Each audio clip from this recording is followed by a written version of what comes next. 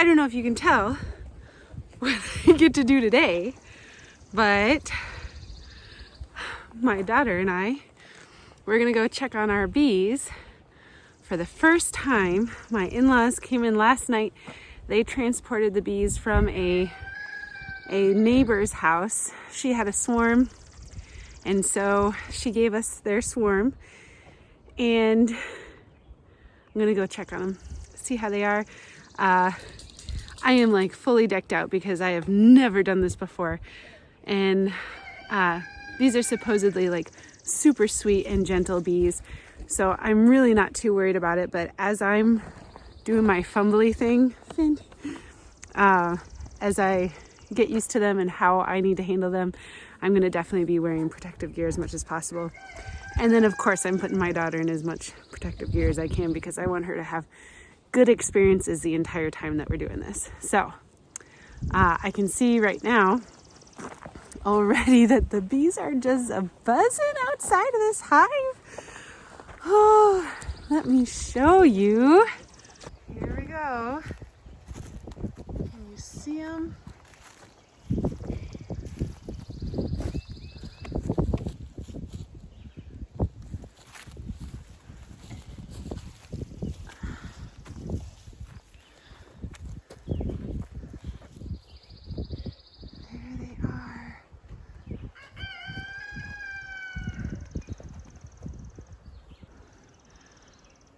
Sawyer is deciding to check them out. This may not be good.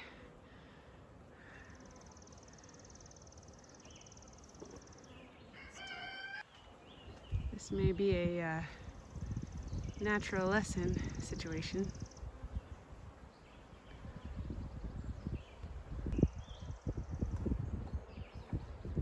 I hope they don't get them.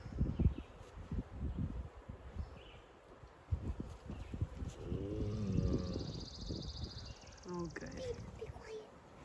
And then here's Finn and my sweetheart.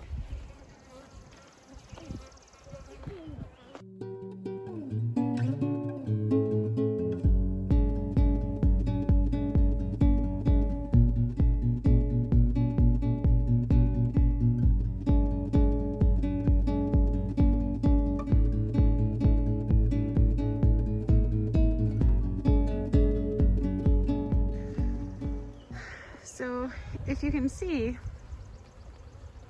this is our hive, and we are starting off with an apame hive, and this is going to be our main hive. We will do the regular wooden boxes later as our hives set off swarms throughout the years and multiply, and we get bigger and bigger colonies. But right now, this is going to be our main one. This will be our base camp, basically, to make sure that the bees are happy and survive through the winter. This is like the Taj Mahal for beehives, I heard someone once say. So since they just came in last night and they're learning the lay of the land, we are feeding them some bee food, but we are not going to be doing that permanently. This is just something to get them through the next couple of days. They've got to build a lot of comb, and they've got to start being able to feed themselves. And so there we go. And then here's our electric fence that we put around the outside. This is strong enough to keep out the bears, and we only put this on at night because the dogs will probably keep away the bears during the day, and so will we. So our bees that we have up on the hill, we are going to be not harvesting any of that honey this entire year. We're just going to let them kind of build up their strength, build up their presence here. And if they want to do some pollinating for us, that's great. We're also going to do our best to just kind of leave them alone as much as possible. If we start to suspect that there's a problem, we will definitely go in and take care of it, but for the most part, we're going to leave it. It's kind of a, they know what they need to do, and we're here just as support. We are not here to be their managers, and so I trust that they know what they need to do. We gave them the best setup that we could possibly give them, and we will be checking on them periodically, but it's not going to be a very intensive thing this year. So I am excited as well. I figured, why not make this a day about bees? So this video is all going to be about the bees that we've got going on in our garden. So now we have those honeybees, and I am so excited. I'm a little bit intimidated because I've never done bees before, but I am so willing to learn, and I've been reading as much as I can, watching YouTube videos, and I've also been listening to people who have had much experience and learned from people who have had much experience. And so I am happy to do the things that they tell me, because I know for sure that I do not know what I'm doing unless it's just to do the advice of what those people have given me. But we have other bees on our homestead, and these are not bees that we house ourselves. They come in every year right outside the chicken coop here, and they make themselves at home in our grass, and they are highly important for the production and the benefit of this food forest and vegetable garden that we've got going on, and the health of the environment around us. So let me introduce you to our mason bee colony. These are our mason bees, and they are swarming around me. I don't know if you can hear the hum, but they are literally everywhere. I hope you can see them flying around. But they are as gentle as can be. Here I am sitting right next to them. They don't bother me, and I don't bother them. They just kind of do their own thing. But since we've got such nice sandy soil here, and habitats, you can see a lot of them, they're coming out from underneath that wood right there. They like to build their homes underneath those logs and then in the ground here. You can see there are many holes in the ground. Maybe you can't, but there are many holes in the ground around here. So this is our mason bee swarm, and it stays here for many months. Maybe not many months. It stays here for probably 2 months out of the summer, and then they disperse and they go about their own way, but then they're here again every summer. So I am just very grateful and thankful. Here's our chicken coop, and they are just so incredibly gentle. So can you see them? They are swarming all over the place.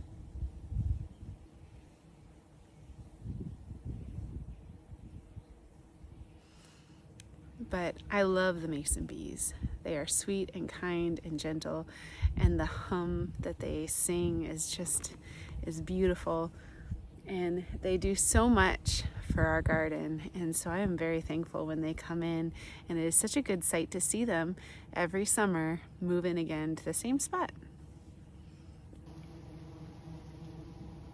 Can you hear them? Can you see them?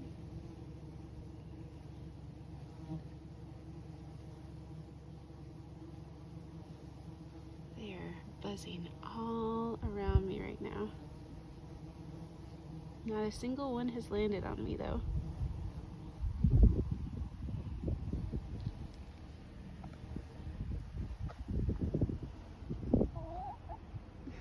I'm gonna let them do their thing now. So honeybees are wonderful because, well, you get honey from them. They help pollinate. I mean, they're really important for the environment. They're good stuff. But also, mason bees are really important too. And they actually do a better job of pollinating a garden than honeybees do.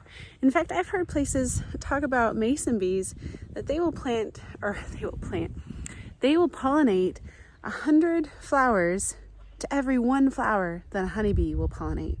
And so having a home for mason bees in your garden is really important. Now, I haven't really seen mason bees come in and out of the little homes that we make for them, but we do make them homes, and we do provide homes for them. But they usually just end up kind of creating their own space, and that's great. This is one of a few of the homes for mason bees that we have put up around the garden and around the food forest. But if you notice, it's a small one. I mean, it's pretty tiny. You can have big homes for mason bees, and I've seen people create homes for mason bees that are just huge, and they stuff it with all these different kinds of materials, and it's just one huge mason bee home. But that is not exactly what they want, and it's not, well, no, they'd probably enjoy that a lot, but it's not exactly good for mason bees to be in an environment like that, because just like honeybees, there are different pests and diseases that can affect mason bees. And if you have them in one giant hive together, then if they get a disease, there's a good chance that they're going to spread it to the rest of the hive, and the hive will die. So it's better, if you want mason bees to be in your garden, to have many little tiny homes scattered around somewhat far away from each other. So they do have a habitat. They do have a place to live if they want to use it.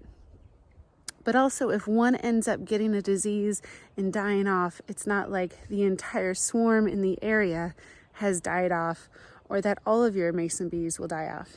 Now, we have never had trouble with the wild ones, but there are places where you can order mason bees if you don't have wild ones coming in.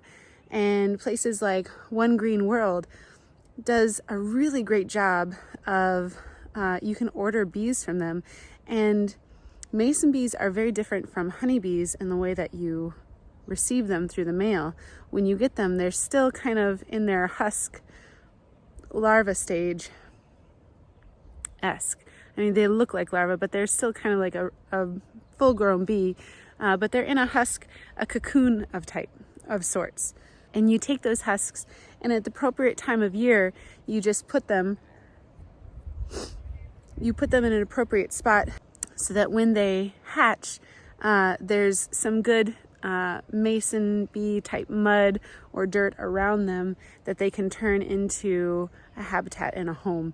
And so that is an easy way to bring in mason bees if you need to. I think that there's other places that you can order them, but One Green World has been such a great place for me for everything else that I would highly recommend them for the mason bees. And I've heard really great things about their mason bees as well. So mason bees, I mean, if you want pollination, mason bees are the way to go as far as getting pollinators for your garden. In fact, I heard a permaculture gardener one time, he had this big orchard. He said that he had to stop bringing in mason bees because they pollinated too much, and it was too much work for him to keep knocking off all this fruit that they had pollinated. There was too many fruit growing. What a great problem to have. So another thing about bees is that you're going to want to have flowers in your gardens that are good sources of nectar and pollen for these bees all seasons of the year that is possible. So things like these chives are really good. Even the rhubarb is really good for them. But I have all sorts of different flowers growing right now. The comfrey is really, really good for honeybees. The moonwort, I've seen a lot of honeybees on the moonwort. The alliums, they absolutely love alliums. And then of course, all the flowers on the fruit trees. So these are all early blooming varieties that I have. But then I also make sure that I have summer blooming varieties, which is not that difficult. But also I want to have fall blooming varieties, which are going to be things like Mexican sunflower. That's a really great late blooming flower for the bees. It's one of the last blooming ones. Also, asters are really good. we have a native form of purple aster here that is one of the last blooming things of the year, and you'll see them just literally dotting the sides of the highway, of back farm roads. And I went out and I dug a few of these wild versions up, and I planted them around my farm, my homestead here. And then I also ordered a couple through Strictly Medicinal because they were a more medicinal variety. But I loved having those because they are such good nectar sources for the bees, even late into the fall. And so what I did is I took those asters and I planted them up around where the beehive is. And so as it's getting cooler and colder in the year, they're not going to have to fly as far to get their nectar, and they're not going to have to leave the warmth of the hive. So if you want great pollination, honeybees, mason bees, I mean literally any type of bee, or parasitic wasp, butterflies, I mean these are some really great things to have in your garden. And in order to have these, you have to plant flowers to have the best fruit production and set from your fruit trees, and to have the best vegetables. Sorry, I'm hearing the bees buzzing. And in order to have the best vegetable set that you can, like of all these things, bees are necessary. You've got to have flowers. And so I have done a lot of research on this, and from what I've seen, the consensus is plant 70% flowers, which means you got to pack those flowers in order to draw in those beneficial insects like the bees, and give them a good habitat where they can stay there and live in that area where your garden is. And so give them a spot where they're not going to just come for a little bit and then they have to go find another spot. Give them a continuous harvest of flowers to feed from, and then also make sure that it is abundant so that they don't have to go anywhere else. They bring their entire hive here because they know that there's going to be enough food for everybody. Another thing that's really incredible for the bees is we have tons of autumn olive everywhere.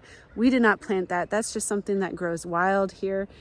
It's considered an invasive species, although my views on invasive species is changing completely. I'm starting to believe that it's all a racket, and there's not really such thing as an invasive species because, well, anyway, that's a video for another time, and I promise I'm not crazy. So anyway, those are our bees. We got the honeybees in finally. I'm so excited for our homestead. That's a big step on our homestead. And then these mason bees are back again, which just makes the world a better place. Have a wonderful day. Hit that like button and the notification bell if you're already subscribed. And if you haven't subscribed to the channel, please make sure that you hit the subscribe button, because we got some great stuff coming out soon.